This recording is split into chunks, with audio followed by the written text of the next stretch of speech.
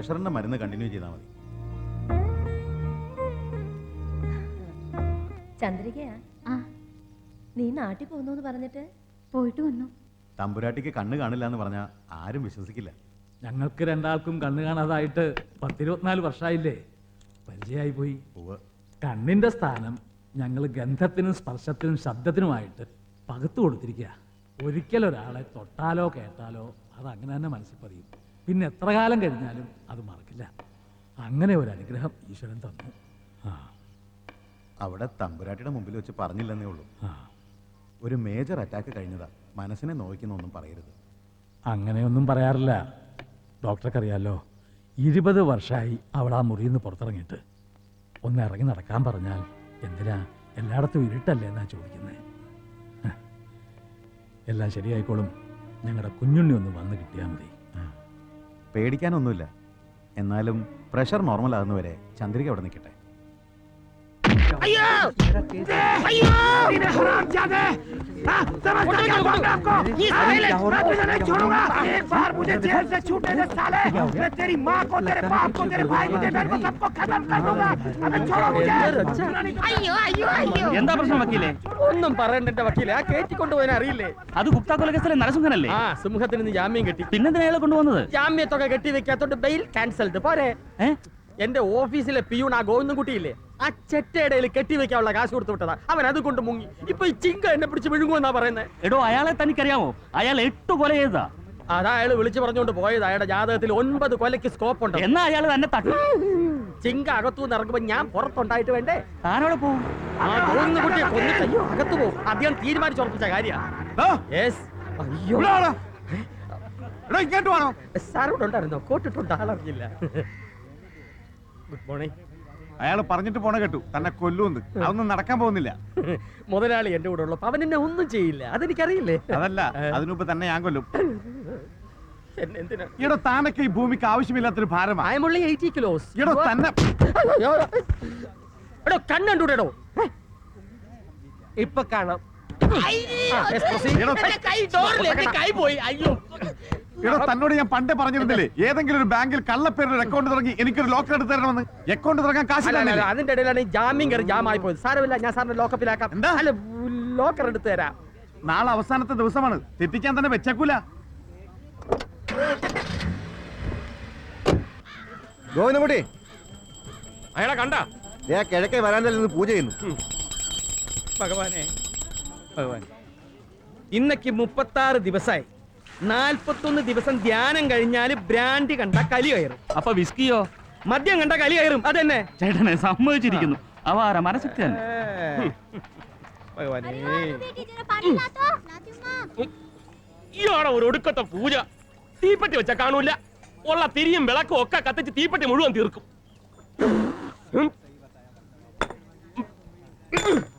ഗോവിന്ദൻകുട്ടി, നീ നന്നാവില്ല. അത് താൻ പറഞ്ഞിട്ട് വേണോ ഞാൻ അറിയാൻ?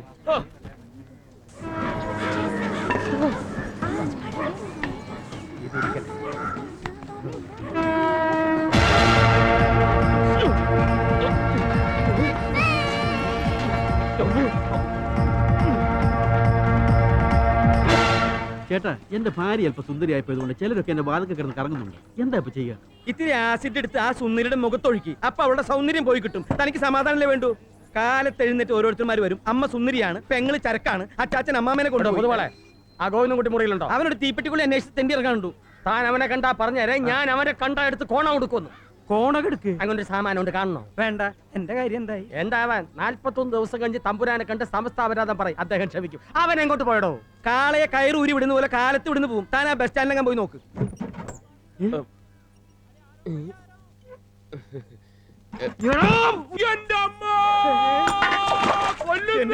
ആരോ കെട്ടിടത്തിന്റെ മുകളിൽ ചാടിയേ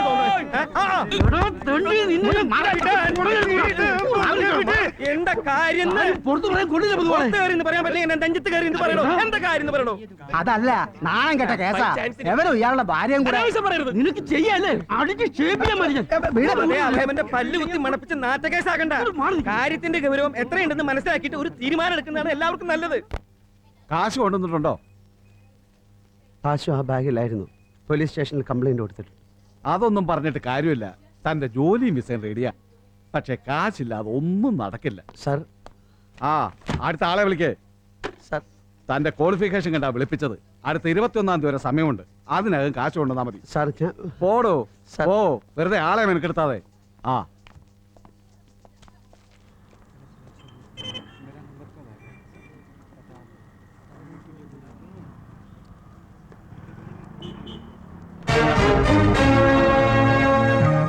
ഇതാ മാക്രി ഗോവിന്ദനല്ലേ? മാക്രി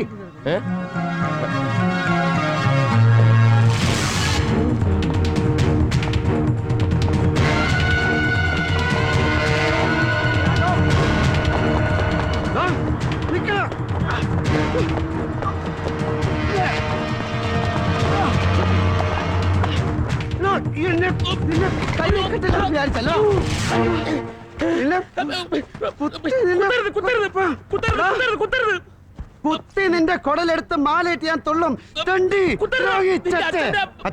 ഞാൻ തന്നേക്കാം. എന്റെ പട്ടിക വേണോടാ? നീ ആർക്ക് വേണേലും കൊടുത്തോ, ഞാൻ തന്നേക്കാം. എനിക്കൊരു അബദ്ധം പറ്റി പോയതാ. അബദ്ധം പറ്റി എനിക്കാടാ.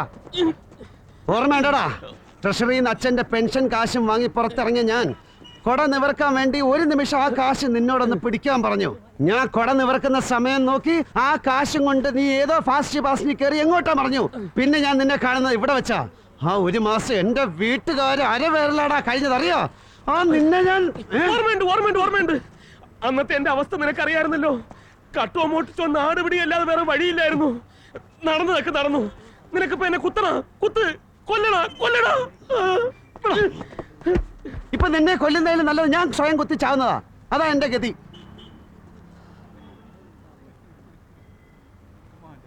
എണീക്ക്.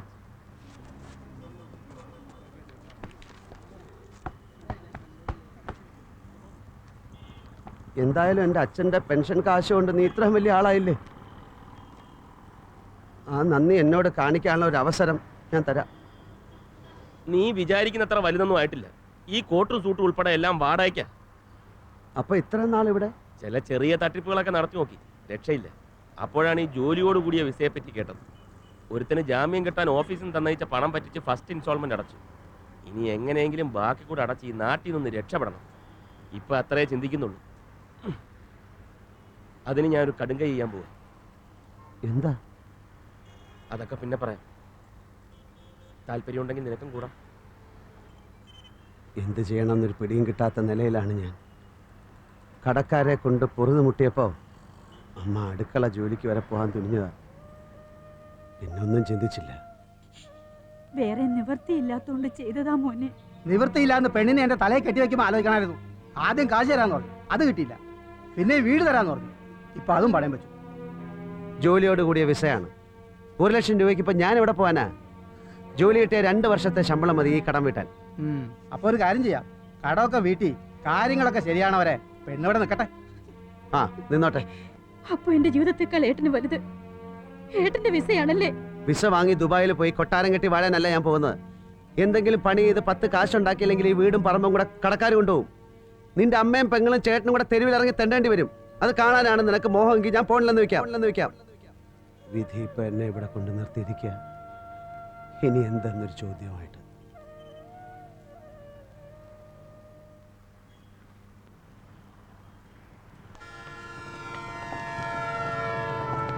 നിന്റെ കഥ കേട്ടിട്ട് എനിക്ക് സഹതാപമൊക്കെ തോന്നുന്നുണ്ട്. ഇപ്പോ ഉരുളിയെന്ന് മദ്ദളത്തിനോട് പറയുന്നത് പോലെ എന്റെ കാര്യം നിനക്കറിയാമല്ലോ. കൂട്ടുകാരനെ കൊണ്ട് പെങ്ങളെ കെട്ടിച്ചിട്ട് അവൻ പണവും പണ്ടവും തട്ടിയെടുത്ത് പെണ്ണിനെയും പറ്റിച്ചിട്ട് പോയി. അവൾ ആത്മഹത്യ ചെയ്ത് അന്ന് ഞാൻ മറന്നതാ ഈ സത്യവും ധർമ്മവും ഒക്കെ. വീട്ടിലേക്ക് വിളിക്കാനുള്ള ധൈര്യം പോലും ഇല്ല. അമ്മ ഇതെല്ലാം അറിഞ്ഞ വെറുതെ അവരെ കൂടെ വിഷമിപ്പിക്കുന്നതിന് നീ വിളി. നീ ദുബായിലാണെന്ന് പറ. ജോലി കിട്ടാൻ കുറച്ച് കാലം കൂടെ എടുക്കും, അപ്പം വീണ്ടും വിളിക്കാമെന്ന് പറ. അവരെങ്കിലും മനസ്സമാനമായിട്ട് കിടന്ന് ഉറങ്ങട്ടെ. അങ്ങനെ കള്ളം പറഞ്ഞിട്ട് പിന്നത്തെ കാര്യം പിന്നെ. നീ ഇപ്പൊ വിളി, ഇങ്ങോട്ട് വന്നേ. തമ്പുരാന് തെറ്റിയില്ല. കൊച്ചുമോൻ 7-ാം തീയതി തന്നെ വരുന്നെന്നാ എഴുത്തില്. 7-ാം തീയതി ആണോ 9-ാം തീയതി ആണോ എന്നൊരു സംശയം വന്നു. അതാ എഴുത്തുകൊണ്ട് പിന്നെ ഇറങ്ങിയത്. ഏത് ഫ്ലൈറ്റ് ആണ്, അതിന്റെ നമ്പർ എത്ര ആണ്, അതും കൂടെ ഒന്ന് നോക്കിയാട്ടെ. ഒരു പാക്കറ്റ് ഗോൾഡ് ഫ്ലേക്ക്. അവിടെ നിൽക്ക്. BA 424 British Airways. 424 ബ്രിട്ടീഷ്. എന്നാ വരട്ടെ തങ്ക. ശരി തന്നെ.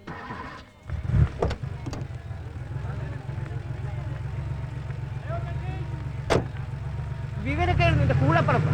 തമ്പുരാൻ എഴുത്ത് വായിക്കുന്നതിനിടയ്ക്ക് അവന്റെ ഒരു ഗോൾഡ് ഫ്ലേക്ക്. ഈ മാസം പച്ചടൽപ്പം കൂടുതലാ. 1-ാം തീയതി കഴിഞ്ഞാൽ 10 പൈസയുടെ സാധനം ഞാൻ നിനക്ക് തരത്തില്ല. ഒരു കാർ ആക്സിഡന്റ് 2 കണ്ണും പോയതാ. ഇയാളെയും ഇയാളുടെ ഭാര്യയുടെയും. രണ്ടും പൊട്ടക്കണ്ണന്മാരാ. ഊത്ത കാശ. ചെമ്പൂരാ താമസം. ഒരു കാലത്ത് ഈ തെരുവിന്റെ പകുതി ഇവരുടേതായിരുന്നു. നാട്ടിലുള്ള ഏതോ രാജകുടുംബത്തിന്റെ താവഴിയാ. കൊട്ടാരം പോലൊരു വീടുണ്ട്. നിനക്കറിയോ ഇവരെ? ഒരിക്കലൊരു പൂട്ട് നന്നാക്കാൻ പോയ കണ്ടിട്ടുണ്ട്. എന്തത്? പൂട്ടെന്ന് കേട്ടിട്ടില്ല? അത് നന്നാക്കാൻ പോയപ്പോ കണ്ടിട്ടുണ്ട്. ഇയാടെ ഒരു കൊച്ചുമോൻ അമേരിക്കയിലുണ്ട്. ഈ അടുത്ത കാലത്ത് വരുമെന്നാ ഹിന്ദി പിള്ളേർ എടുപ്പിക്കരുത്. തലേ കയറി ഇരിക്കുവേ. കളഞ്ഞിട്ട് വാ.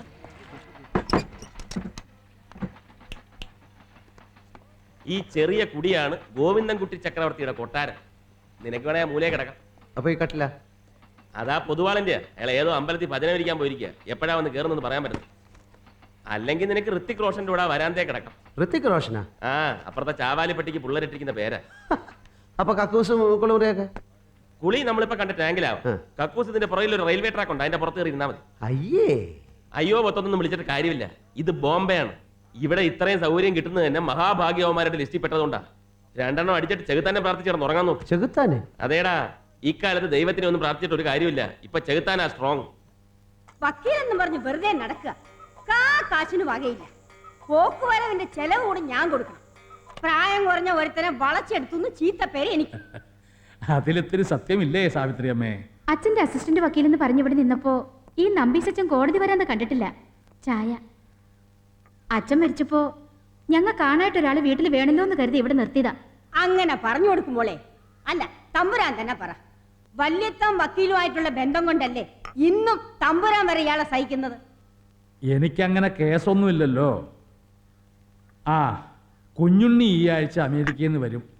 കണ്ടവരൊക്കെ കയറി തോന്നിവാസം കാണിച്ചത് കൊണ്ട് വീട്ടിലെ ഫോൺ ഡിസ്കണക്ട് ചെയ്തു. അതുകൊണ്ട് എഴുത്തോ ടെലഗ്രാമോ വന്നാൽ ഇങ്ങോട്ട് അയക്കാൻ ഏർപ്പാടാക്കിയിരിക്കുക. അത് വല്ലതും വന്നാൽ അറിയിക്കണം. അത്രയും പറയാൻ ഇറങ്ങിയതാ. തമ്പുരാൻ ധൈര്യമായിട്ട് പൊക്കോളൂ. അക്കാര്യം ഞാൻ നോക്കിക്കൊള്ളാം. പിന്നെ ആ പൊതുവാളിന്റെ ഇല്ല, അവനെ ഇനി ആ പഠിക്കാത്ത കയറ്റുന്ന പ്രശ്നമില്ല. ഞങ്ങളെ നോക്കാനാ അവനെ വെച്ചത്. പിന്നെ കള്ളു കുടിച്ച് ബോധമില്ലാത്ത അവനെ നോക്കാൻ വേറൊരാളെ വെക്കേണ്ടി വന്നു. ആരും വേണ്ട.